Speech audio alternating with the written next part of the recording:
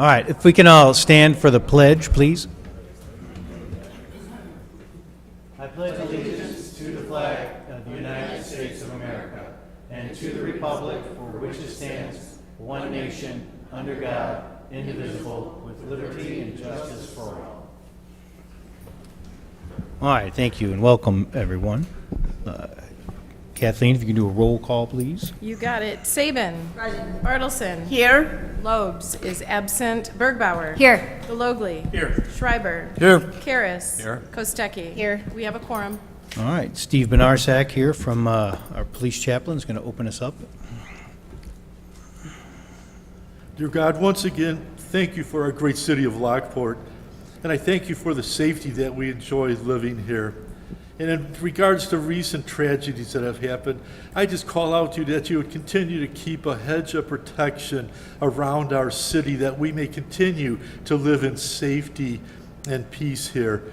And I thank you for each person in leadership here. They work so hard to make this city happen.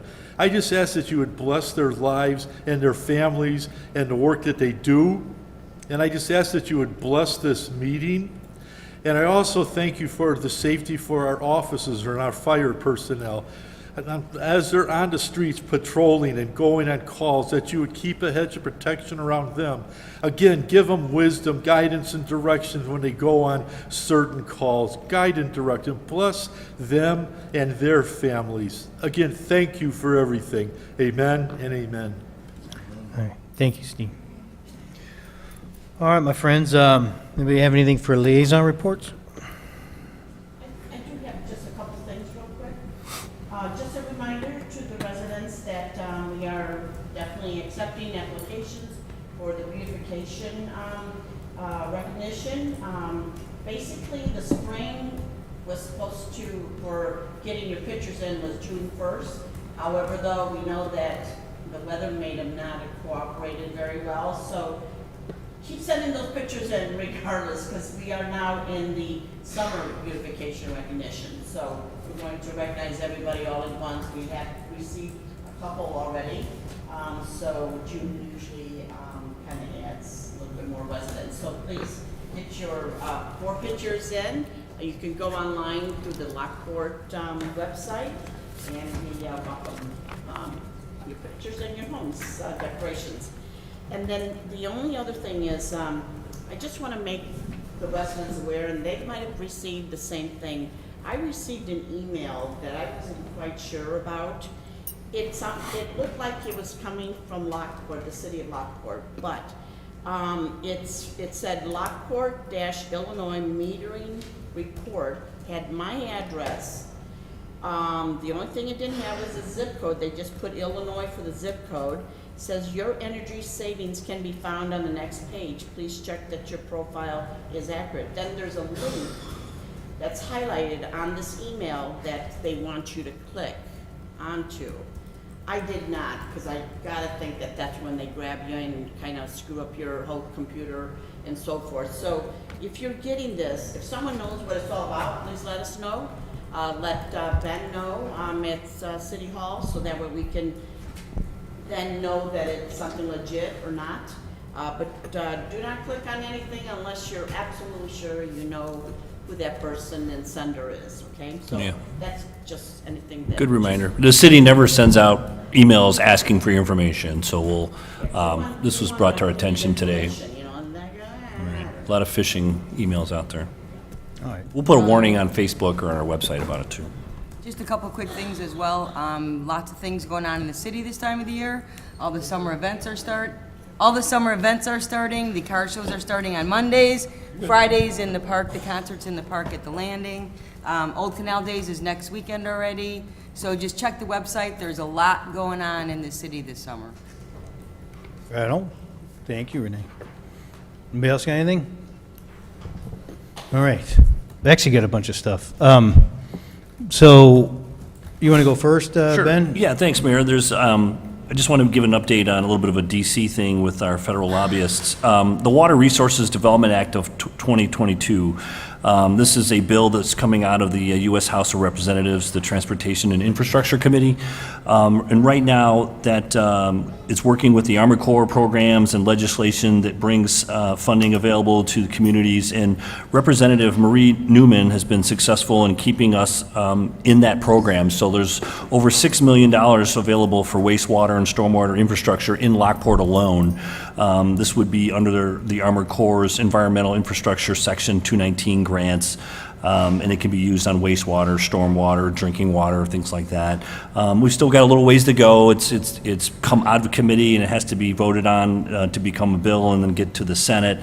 But I just wanted to acknowledge Congresswoman Marie Newman's efforts. She's done a great job for Lockport and was helping us early on when she started with transportation issues as well. And so we really appreciate her efforts, and hopefully those funds stay in the bill as it continues on the process and becomes law, and we'll be able to have some additional funding for infrastructure in Lockport.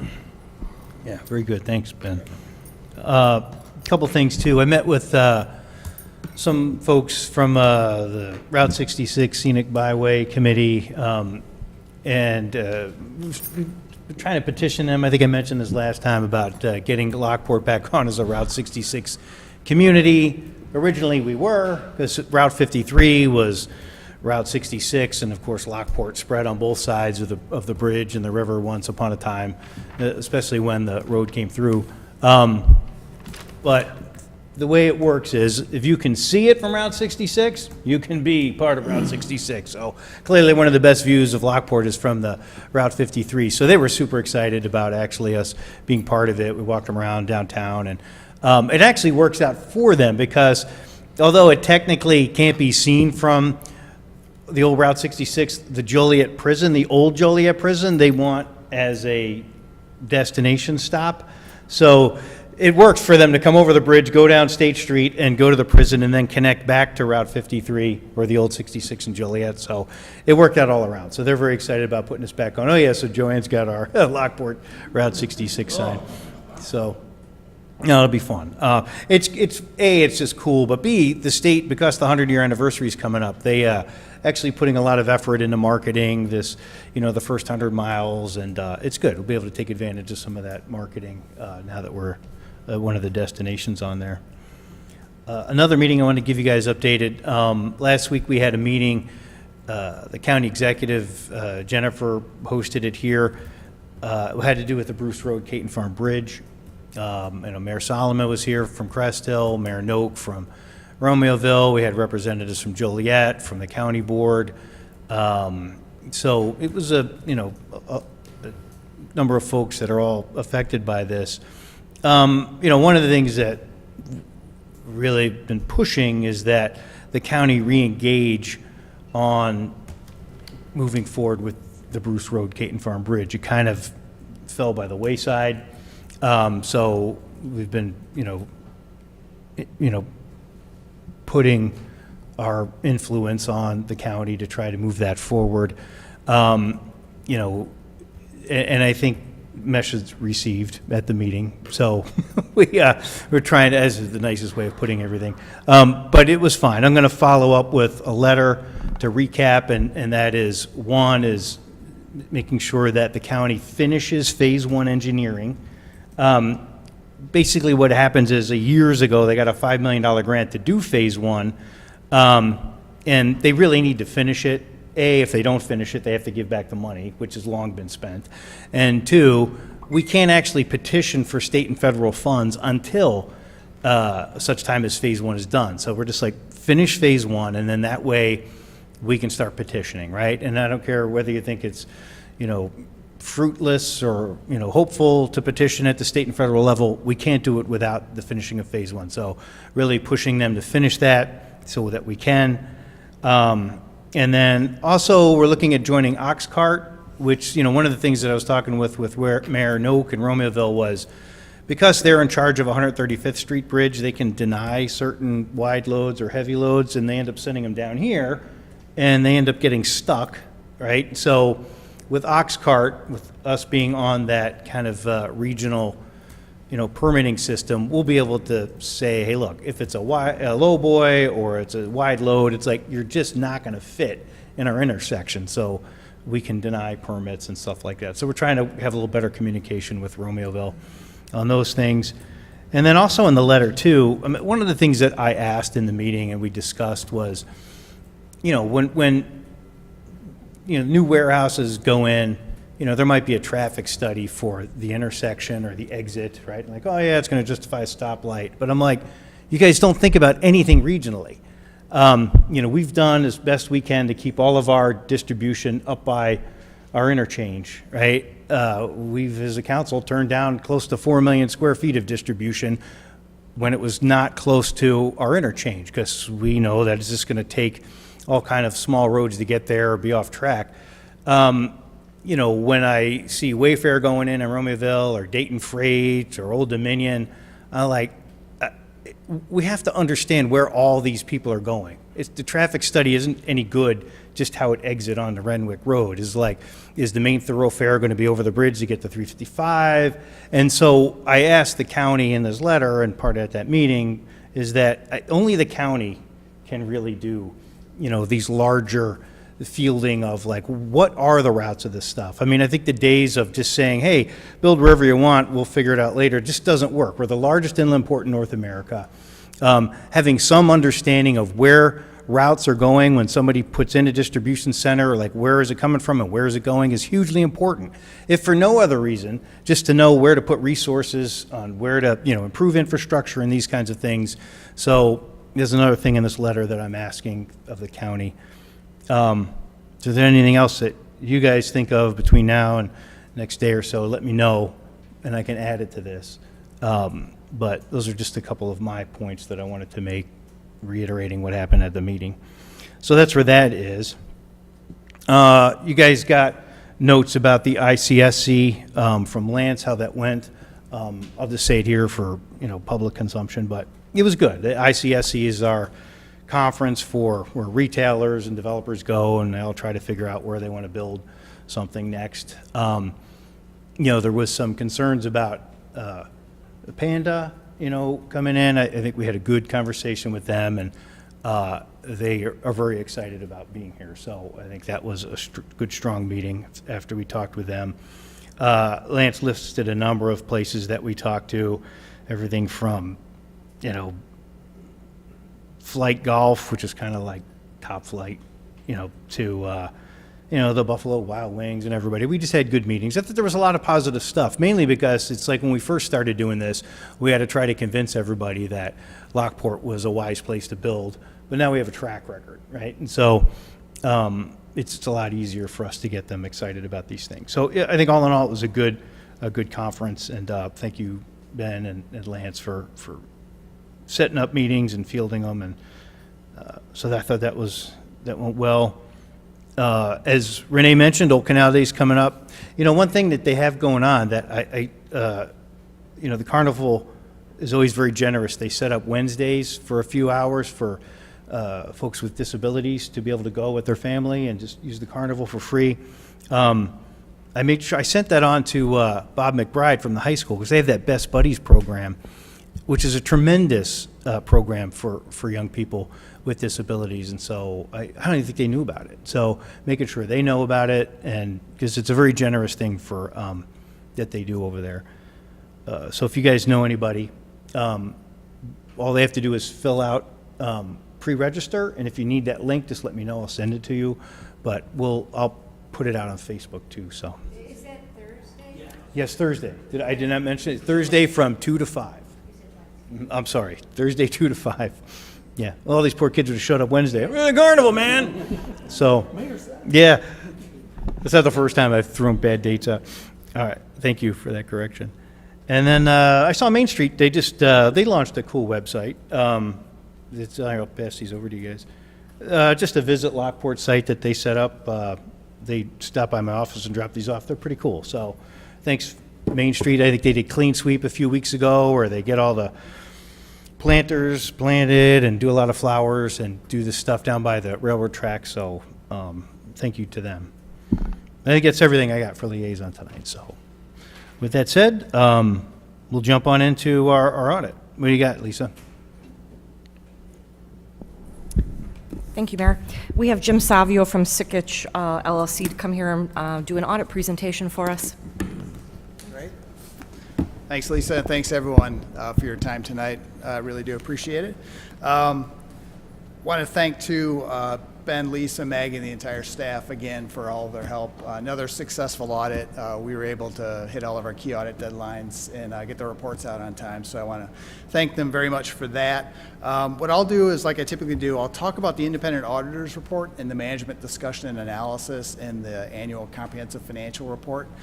Talk a little bit about the auditor's communication to the city council, and then I'd be happy to answer any questions on those reports. We also issued a report on compliance with Public Act 85-1142 with the downtown TIF, and then also had a single audit report because you expended more than $750,000 in federal funds. So be happy to answer any questions on any of those reports. So I'll start with the annual comprehensive financial report on page 1, which is the first page of the independent auditor's report.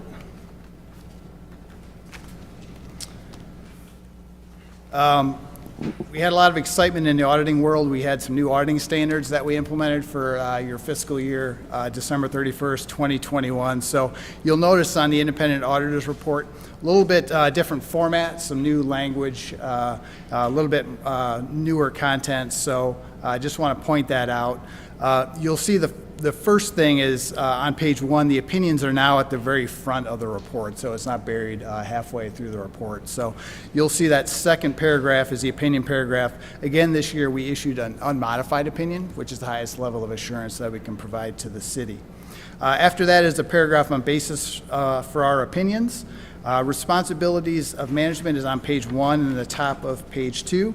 And then auditor's responsibilities follows right after that. The first paragraph I'll spend a little time because this is one of the newer sections with a little newer language, but you'll see the very first sentence, the objective is to obtain reasonable assurance about whether the financial statements are free from material misstatement, whether due to fraud or error. And it points out reasonable assurance is a high level of assurance, but it's not absolute assurance. So there's a chance that there could be material misstatement that's not caught by the audit. It goes on to say that detecting material misstatement from fraud is much more difficult because there could be forgery, collusion, things like that. So it's much more difficult to detect than just a simple error. And then the last sentence, misstatements are considered to be material if there's a substantial likelihood that individually or in the aggregate, they would influence the judgment made by a reasonable user based on the financial statements. So basically, if accounts payable wasn't recorded for $500, probably not going to change the user's judgment on the financial statements. If it's $5 million of AP that's missed, that might be a different story. So that just kind of explains what we consider to be a material misstatement. On page 3, in the other matters section, basically tells the procedures we did for required supplementary information. We do some limited procedures, but not enough to give an opinion. The supplementary information are the combining an individual fund financial statements and schedules in the report. We give an in relation to opinion on those statements and schedules. So we say that in relation to the basic financial statements, they're not materially misstated. And then the other information is the stats and introductory sections. We do not give an opinion on those. That's explained in the last 2 paragraphs on page 3. We do review that information to make sure that there's no material discrepancies between that information and the basic financial statements, or it's not otherwise misstated. So that's what that explains. And then the last paragraph on 4 basically says that because you had a single audit done, we also did an audit in accordance with government auditing standards. And there's a separate report in the single audit that relates to that. And then on the very next, about 2 pages over, is the management discussion analysis on MD&A page 1. This is prepared by Lisa and provides a great overview of the city's financial position and the changes in financial position. Point out any significant changes or trends that might be occurring, and it has 2-year comparative data that you can't find elsewhere in the report. So I tell you every year, if you want to read one thing, read the MD&A because it provides a good overview of the city's finances. That's all I have on the annual comprehensive financial report. Want to talk real quickly on the auditor's communication to the city council, the small report. And I'll start with the table of contents. We have a cover letter that basically explains what's in this report. Then there's some required communication that we have to have with the city council each year. Now that's on pages 2 through 4. And then after that, we're required to communicate any audit adjusting journal entries that we found. I'd be happy to report that we didn't have any audit adjustments this year. So again, great job by Lisa and her team. We also have to communicate any what we call past adjusting journal entries. These would be entries that were deemed to be immaterial, but above a certain floor, we have to communicate that to the city council. Again, we didn't have any past adjusting journal entries either. So, and then finally, we have a communication of deficiencies in internal control and other comments to management, starting on page 5. And if you turn to page 6, in this page, basically we communicate in writing that there's no material weaknesses. We also had no significant deficiencies, and we had no new deficiencies this year. And then on page 9 is the status of the prior year deficiency, and you'll see that comment was considered to be implemented as of December 31st, 2021. So with that, I'd be happy to answer any questions that the council might have on any of these reports. No, you got anything? Well, thank you, as always. I know, it's much appreciated, all the hard work our staff does to get through these reports with Scenic, and so thank you. Appreciate it. Thank you very much. Yeah, thanks again for your time. All righty. Next, we've got Rich going to talk about our Public Works, rather. No, it is a police station. You taking this one, Rich? The PD? I got it. Okay, all right. Good evening, Mayor, members of City Council. Tonight I'd be seeking City Council's consideration for the approval to enter into contract with Core Construction as part of the Omni Partners Cooperative, the purchasing program. Last year, when we were discussing the police department budget, we included funds from both federal seizure and city funds as well to make some improvements within the police department. Those improvements were limited to the front section of the police department, more specifically the record section and the administration portion of the building. The improvements were to include fixing the wallpaper issues, which were peeling and the bubbling of the wallpaper, along with replacing carpet tiles within that portion of the building due to the high volume of foot traffic in those areas, and refinishing the office door frames and the doors at that time. All of this with the exception of the carpet tiles are original to the building when built in 1997, 25 years ago. However, as we looked further into this project, we found that behind the wallpaper near the windows of 6 offices, we had a mold issue. The issue drove up the expense to perform the project, so now we're looking to limit the work to be done to just the walls and the doors at this point. Originally, prior to the mold, we were told by contractors they could paint over the wallpaper or wallpaper over wallpaper. But the expense is going to be a little bit higher because the proper fix would be to remove the wallpaper, mitigate the mold, repaint the walls, so that we don't run into that issue again. So again, I'm seeking City Council's consideration to move forward with Core Construction using the Omnia job ordering contract. The funds would be $12,000 that were budgeted from city funds and $38,000 that we had budgeted from federal seizure funds. And this would be under resolution number 22-053. All right. Any questions, concerns? All good? We'll put it on as a consent then? All right. Thanks, Rich. Thank you. All right. What do you got, Lance? CD1. This is regarding Resolution 22054. The applicant, Chris Cazzo of Yukon Development Incorporated, is seeking approval of final subdivision plat and final development plan for Phase 3B of the Oak Creek subdivision. The subject property is generally located south of Oak Avenue and east of Farrell Road. In 2020, the developer divided Phase 3 into 2 different phases. Phase 3A and Phase 3B is outlined in red on your screen. The item was heard at the regularly scheduled May 10th Plan and Zoning Commission. No objectors were present. We presented the item and the commission made the recommendation by a vote of 7-0 to approve the final plat of subdivision and the final development plans for Oak Creek Phase 3B. That is the specific plan for Phase 3B, and That is the motion. All right, any questions, concerns on this one? Okay, so what are you looking for? Just something, need to be a consent? Does it need to be an action? Consent is fine. You guys okay with that? All right, consent it is. And then what else you got? This next case is a special use permit for a car wash for the property at 960 East 9th Street, called the True Blue Car Wash, Rainstorm Car Wash. This is related to ordinance 22012. The applicant, I think Bill Cowan, is here on behalf of True Blue Car Wash. They are seeking approval of special use permit for a car wash. This is a special use permit that had been granted last year. However, it had expired, and a new purchaser, which is Rainstorm, has bought the property and essentially the plans as well to rebrand it and go ahead and move forward with construction. The item was heard at the April 10th, 2022 Plan Zoning Commission meeting. It was continued until the May 10th Plan Zoning Commission meeting because the applicant was requested to resolve a couple different things related to sound, landscaping, and a couple other items. Those were discussed and reviewed at the May meeting, and all the concerns were addressed at that meeting.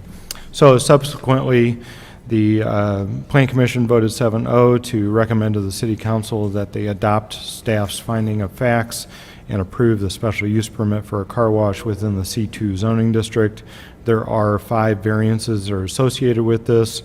The driveway distance between the driveways on an arterial road from 150 feet to 25 feet.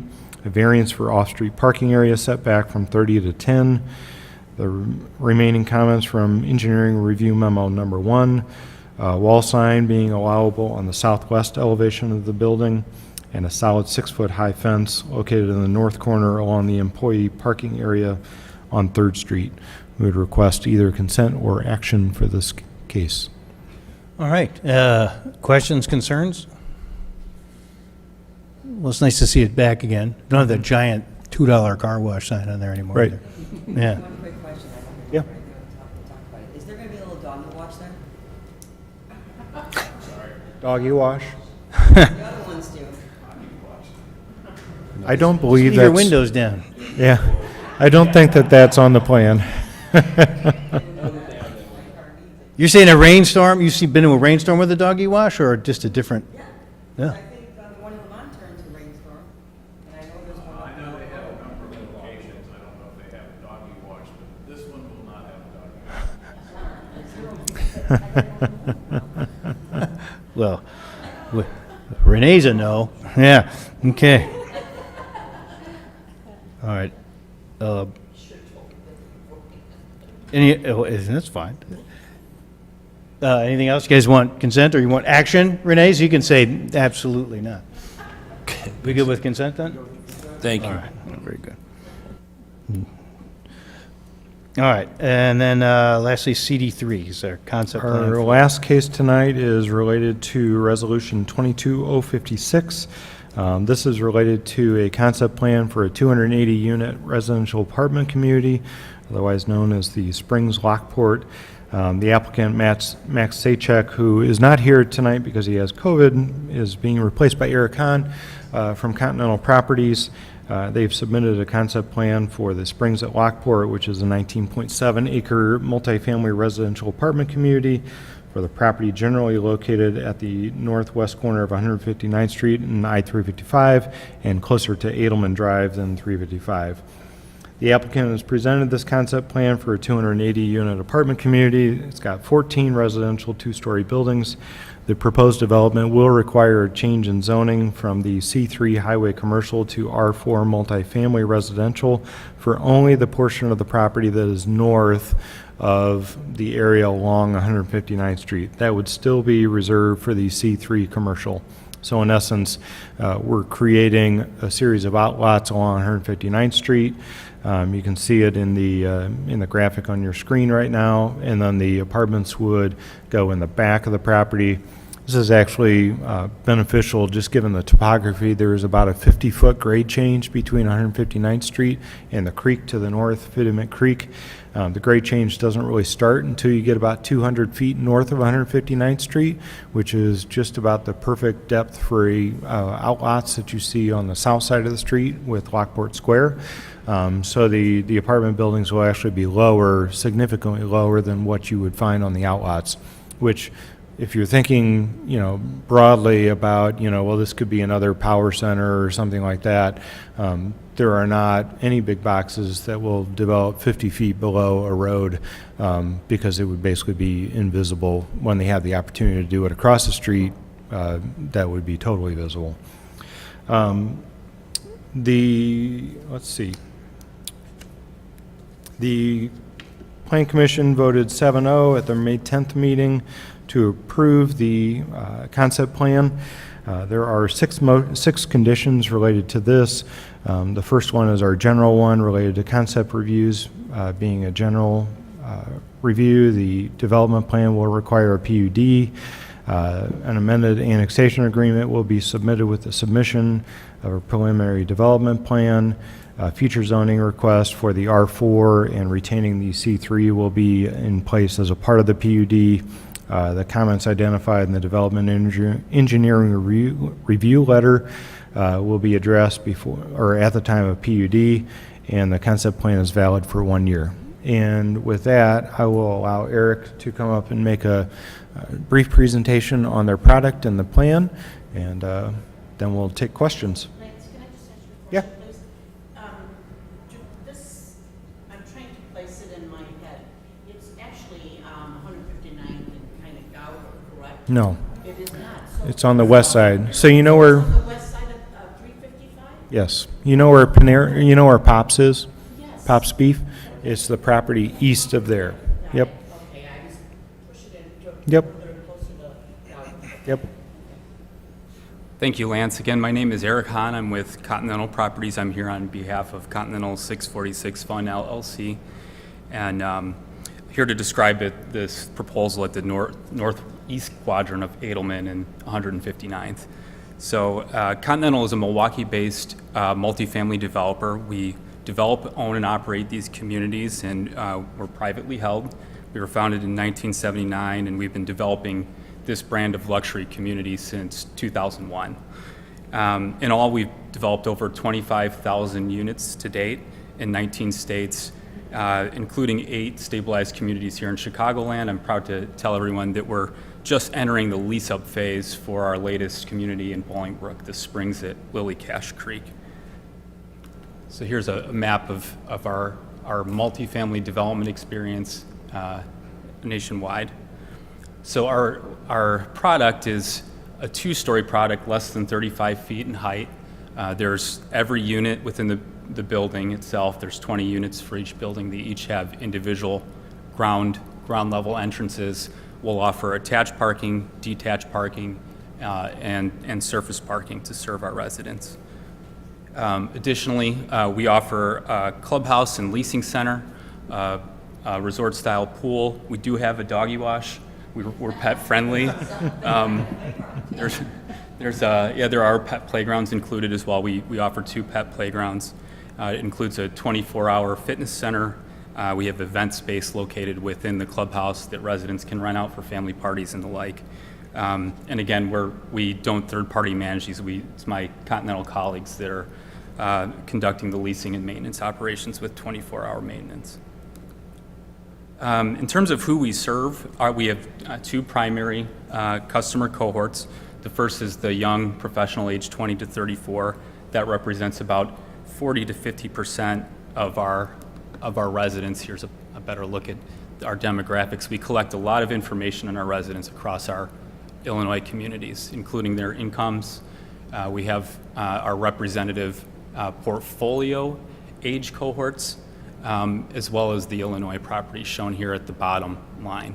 So our secondary cohort is the empty nester, age 15 up. That represents between 24 and 28% of our residents.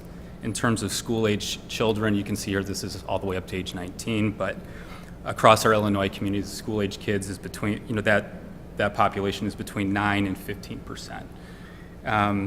In terms of where our residents work, they work primarily in professional services, they're self-employed, they work in education, retail, or healthcare. So this represents our resident incomes that they have to provide when we're qualifying them to live in our communities.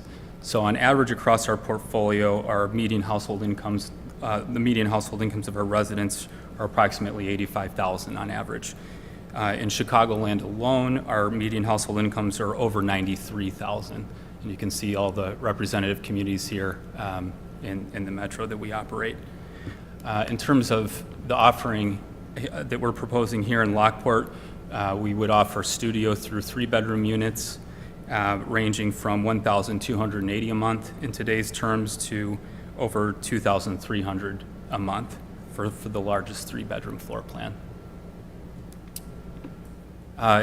In all, along with our residents' incomes, we're looking at ESRI data with what their annual expenditures will be. Now, albeit not all of this will be spent in and around Lockport with Amazon and delivery services. However, based on spending analysis, less rent, each household would spend just over $51,000 annually. In terms of total expenditures by the households of this 280-unit community, that would be over $19 million a year. So as Lance shared, I'll get into a few details on the site. We are currently under contract with a number of these parcels and working towards agreements with some of the frontage owners on this proposal in order to produce a mixed-use overall concept, whereas access could be provided via the east-west access drive shown here, leaving highly developable outlots for some of the uses that have gone in. So that's an example of our overall proposal that we presented to Plan Commission. It's comprised of 12 separate parcels. 5 of these will require annexation. And again, we're proposing our R4 zoning north of the commercial zoning here. As Lance mentioned, this provides a good transitional use given the topographical relief. From 159th to Building 4 on this plan, that's approximately 17 feet of relief as it stands. So there's quite a drop here that we'll be able to manage through a series of terraces for each of these buildings on the east-west format here. These are preliminary examples of the clubhouse elevations we've submitted. This is an example of the 2-story elevation. We're working to provide local context with the materials, taking cues from downtown Lockport with the right color, mix of color and materials so that it's appropriate for this location. We're continuing to work with staff on that if given the nod to proceed with this. The siding materials we're proposing are all cementitious, so masonry, cement board siding, in various textures, or board and batten and lap siding, or some combination of that. So again, a brief summary. We're proposing a Class A market rate garden-style multifamily community, 2 stories in height. This property will be owned and managed by Continental and our award-winning management team, and we're providing high-quality facades that will speak to the local history. We're offering numerous home sizes for the missing middle in terms of housing, and our proposed customer base, the young professional and the empty nester. And with that, we believe this proposal will help bolster the economic success of both the adjacent commercial developments in terms of resident spending and the city as a whole with expenditures. So with that concludes my brief presentation, and then I'd like to field any questions that you may have. I just have one, well, maybe a couple questions, but one question is each entryway, for each entryway, how many units are you actually going to? Serving, so in terms of the elevations, you can see a few of them here on the elevation. So you'll see pairs of entry doors. One entry door will lead to a surface level flat. The second entry door will have a private stairwell up to the second level, like a townhome, except they are stacked flats. So it's actually kind of private then, It's completely private. The attached garage offerings are also private, so it's not like structured parking. It's your garage. You can, for our residents, they can store. They can use it for storage for bicycles and whatnot. There's additional depth in the garage. I have a question. I was reading the notes, and I don't know if this got resolved, what was the end, what exactly happened, but there was a resident that was asking about Edelman Drive and the access, and I'm sure I could have gone back and looked at the tape, but can you explain what happened on Edelman? Is that traffic being resolved? What's going on? So she was concerned about construction traffic and using Edelman as their primary entrance. We're nowhere near a point where we can talk about staging and construction at this point, but the goal would be to minimize any impacts to Edelman Road. Obviously, there are offices, restaurants, retailers that need to access that road to the degree possible. Does that mean that no construction traffic will ever go on Edelman Road? Probably not, but we'll do our best to manage that. So then would you build that new road then? That, to the right? Can you go back to the plan view? Yeah, thank you. So it says right in, right out access. So that will be built then prior to all this construction? I'm just asking, I don't know how it all goes. Yeah, so we'll need to work through a construction phasing plan and an access plan. And so what's shown here, we've prepared a traffic impact study. Preliminarily, we're reaching out to IDOT because we would need to gain their approval on the right in, right out shown. Additionally, there's some access rights issues we're collectively working to resolve with other private owners and developers that are part of the outlots shown here. So the intention is for the main full access to be at the lighted signalized location at Edelman. And I think beyond that, we'll need to work with the city to determine, temporary construction access points for the flow of traffic while we're in the process of completing vertical construction. So I think, the way that we would phase this to dig into some of the details, the clubhouse and leasing center, that's the first building to turn over, so that we can conduct our leasing operation not within a construction trailer. And then the sequence shown here is how we would like to sequence the building construction. So more likely than not, we'll need a separated construction access from our gated entries where our residents would be occupying the first buildings. So my concern is with buildings 5 and 6. So coming out of Lockport Square, there's a road, and the way it's proposed here, it's not quite directly across. It's a little jogged over. Obviously, if buildings 5 and 6 weren't there, it could conceivably be reserved for a straight cross. How will that work in the future? I mean, if you have people coming out of Lockport Square and they're, I'm assuming, at a light perhaps at that intersection, and they want to get across, can you even get across with a jog like that? Yeah, so the aerial is a little bit off. It's skewed.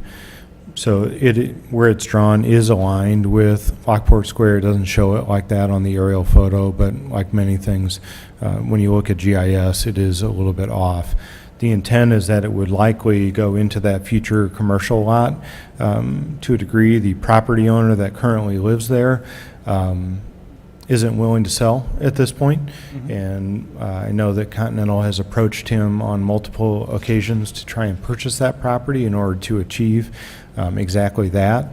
We are planning for that to be a lane that will come directly across from Lockport Square. In fact, that's one of our most important traffic connections that we know that we need to have in the future. It's just dependent on that property owner being willing to sell for a reasonable price and allow a future developer to be able to do that. This has been a very challenging process because we have 6 different property owners involved in this deal.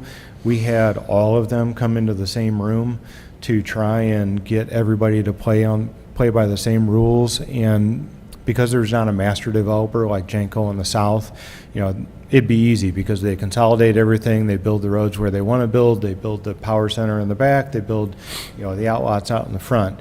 In this situation, Continental's not a master developer. The owner of the parcel to the southwest is not a master developer. The owner of the unannexed parcel straight in the middle is not a master developer. So everybody has been playing very nicely with each other to allow us to basically create what is a master plan for this entire area on this side of the street. Otherwise, you would end up with a bunch of non-outlots that would be up against 159th Street. You could end up with some of the clubhouse needing to be up against 159th Street. This resolves a number of those issues, and I've been very appreciative of all of the different property owners being willing to engage in this process and to allow us to create a plan that works. Okay. If But just to clarify, you're telling me the picture's a little skewed. Yes. That is a straight line coming out of Lockport Square north, and it doesn't have that little jog to the right. Correct. IDOT would not allow us to do that with the jog. So our plan is to make sure that that gets in there. Okay. Well, I would just say that as a concept plan, when I see a preliminary, I'd really like to, that would be very important that is straight. And is this the final, are we looking at this concept plan? Because the Exhibit C, which this is different than Exhibits B and F, which is the original drawing. So are we still mixing between the two, or This is so the these one. other drawings have to be updated? Well, the other drawings, The engineering, and I'm looking at, Exhibit Yes. F, that's old. yeah, we were going with an alternate plan. This was actually ultimately the alternate plan until they got under contract with the two property owners that are in the far northwest corner of the property. Up until about 2 weeks ago, those agreements didn't exist, but they were able to do that. And the location where they have the clubhouse now is actually the preferred location for Continental to have that clubhouse. Those other plans that you have on there, you probably see the clubhouse out on 159th Street. This allowed us to resolve that issue and let that be commercial all the way across the frontage. So yes, this is the plan that you would be approving. Which is what I like. I mean, I Yes. did not like the original one. Correct. Because I definitely wanted access to Edelman Road. I didn't, Right. I mean, now this one, we don't want it for construction, obviously, but Right. we do want it for Yes. if this is built, so. Yes. Okay, I was just concerned. Thanks. Yep, good question. If I may, Mayor, I would say that Lance is correct. We do have an error with the skew on the aerial, but I will commit if we need to provide a right-of-way reserve for that center line to continue for the future right-of-way in which we can't control this neighbor, we're happy to provide that via the surveying and work to provide some land there for that. Okay, thank you. Can you expand on what the maintenance garage, car care center structure is exactly? So that's comprised of a standard, essentially it's a combined like 3-bay detached garage. So that include, our maintenance folks use that for turnover materials such as paint when tenants move out. That includes what we refer to as our car care center. So there's a hose bib, a power washer, a vacuum. The doggy wash is located in that spot as well. We like to keep that close to the pet playgrounds. So that's maybe a description of. Okay, thanks. I just wanted to make sure it wasn't a quick lube in there or something like that. No, it's not. We get that question often, but it's strictly a power washer and vacuum. Okay. Well, I'd like to thank the developer. I mean, we've met with him many times, and like Lance said, there's no master developer, so we literally had many meetings with many people and property owners and trying to get this together, and Continental had a lot of experience and a lot of persistence to help keep this along. Some of the other property owners are people that you would recognize their names, and to end up getting 4 commercial outlets out front eventually, and this wonderful development in the back has been a nice project come together. And I want to thank Lance, too. He spent a lot of time working with the developers on this, so. All right, very good. Anything else? So are you just looking for a consent on approval of a concept? Consent or action? Okay. You guys good with the consent? All right, consent it is. All right, my friends. Thank you. Thanks, Eric, appreciate it. Any new business? I do have new business. I want the residents of Lockport to know that City Hall is the host of one of the wonderful pieces of art I've ever seen. Mike Millerin built a wonderful diorama for us of the old Delwood Park. And I believe Lockport, the city of, needs either to combine with the Park District and really market this thing, maybe even do a ribbon cutting of some sort. I'd also like to know, I know this really talented graphic designer might want to make like a map of something, take what we have there and maybe work with the Park District so people could see where things actually were in the park. But I mean, this is beautiful. I mean, people need to get down here and see it. I know I saw some Facebook posts, people want to see it in Canal Days, but technically we're kind of closed over Canal Days, so I don't know if we're working on that or not. But I just really think we need to put it out there. It's gorgeous. If you haven't seen it yet, stop in, take a look at it. But I think we really need to push it on our Facebook, push it on a few other places, because I think people will love to see it. And if we could work with the Park District and create even a better thing, that'd be wonderful. So. No, that's a great idea. And also thanks to City Hall and the City of Lockport, because he looked forever to find a place for that, a home for that. Yeah. And I don't know how long we committed to it, but I have no problem with it never leave. It's second floor. Second floor. So even if it never left, I'd be happy, but I don't know how long we committed to it, but make sure people get down here and take a look at it. It's beautiful. Yeah, thanks for bringing that up, Jared. It is, he did a great job. And I mentioned that to him, too. I said, hey, Mike, when you get settled and you want to do some kind of ribbon cutting or something, absolutely. I asked him for a picture and a plaque explaining a little bit on it, so when he has that, we could maybe do a presentation with him.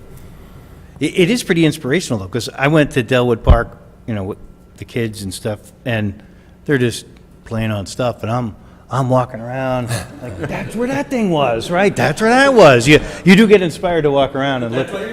Yeah. I totally understand what you're talking about. Tourism map's a great idea. Yeah. All right. Yeah. Thanks for bringing that up, man. All right. Anything else? All right. Good. If nothing, then we'll look for a motion to adjourn. Second. All right. Joanne and Larry, all in favor? Aye.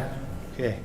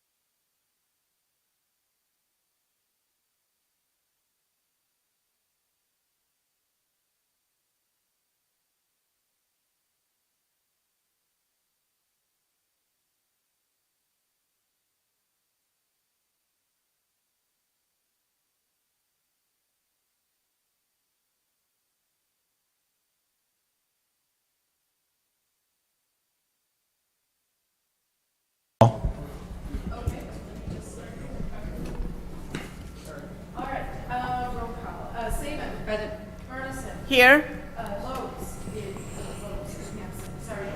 Here. Here. Here. Here. Here. All right, we're looking to have a motion for a consent agenda tonight. Motion. Second. All right, Larry and JR, all in favor? Aye.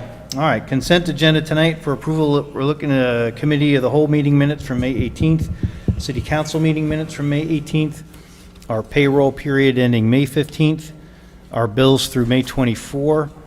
A21 is amendment to the Chapter 91 of the city codes for the sidewalk cafes. It goes under that, but mainly it was for the obstacles like out in the streets as well. And then we're looking for, the grant for the Route 66 sculpture. So that's Resolution 22050, a grant from, that we're getting for that. So if all is good, looking for a motion to approve. Second. All right, Renee and, I think, did I hear Karen down there? Yep, Karen. All right, can we do a roll call, please? Yes. Yes. Yes. Yes. Yes. Yes. Yes. All right, first thing on the agenda is PW1. We're looking for a motion to approve Section 153 of the Development Code. It's, for improvement guarantee, resolution or ordinance 22011. I'll make that motion. Second. Okay, got JR and Christina. Is there any questions on that one? Mayor, we did make a small text amendment, and I know we've discussed that with you, and just to clarify the letter of credit between private and public improvements, and Brent was in here, and Lance and I tried our best, but I think we clarified it, so I think we're all on the same page now. All right, appreciate it. All right, then we'll do a roll call, please. Yes. Yes. Yes. Yes. Yes. Yes. Yes. All right, next we're looking for a motion to approve Resolution 22045, which is Madison water main replacement, road reconstruction. It's for 396.5K. Looking for a motion on that. Karen? Second. Seconded by Renee. Any questions on that one? All good? Just confirming, this is the design, correct? Okay. Yep. All right, then we'll do a roll call, please. Yes. Yes. Yes. Yes. Yes. Yes. Yes. All right, next is looking for a motion to approve Resolution 22051 for crack filling program in the amount of $74,800. Second. All right, Renee and JR, any questions on that one? Okay, then we'll do a roll call, please. Yes. Yes. Yes. Yes. Yes. Yes. Yes. Who was that radio guy? His alias was Phil McCracken. It's WKRP, wasn't it? Was that who it was? That always makes me... WKRP in crack Cincinnati. filling. Yeah, all right. I think that's something different. All right, next was looking for a motion to approve Resolution 22052, which is the sanitary sewer lining program. Make a motion. All right. Second. All right, so Larry and Karen, any questions on that one? Yes. Yes. Yes. Yes. Yes. Yes. Yes. All right, seeing as JR didn't approve of my Phil McCracken joke, I won't go into power rotting, okay? All right. All right, anything else? We all good? All right, then look for a motion to adjourn. Motion to adjourn. Second. All right, JR and Larry, all in favor? Very good, thank you, everyone. But I was thinking that. Where is that? That's